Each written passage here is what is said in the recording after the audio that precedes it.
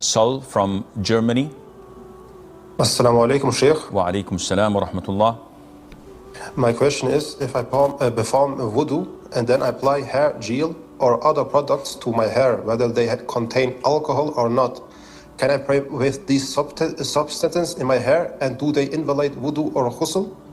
This substance that contains alcohol and it is used externally has no impact on the validity of your wudu and your ghusl, as long as you've applied it after performing wudu and ghusl.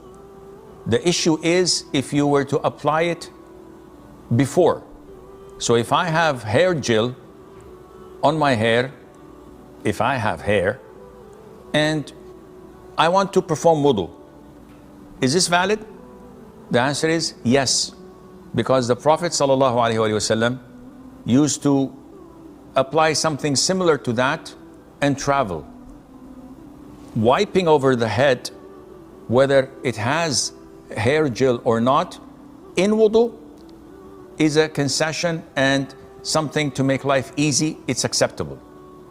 In ghusl, this hair gel is considered to be a barrier and hence has to be washed off before you perform a valid ghusl.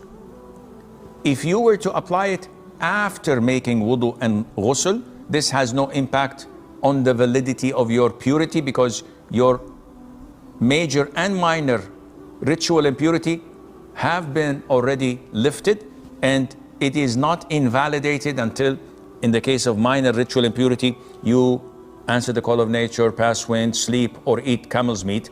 And in the major ritual impurity, you know what invalidates it, and Allah knows best.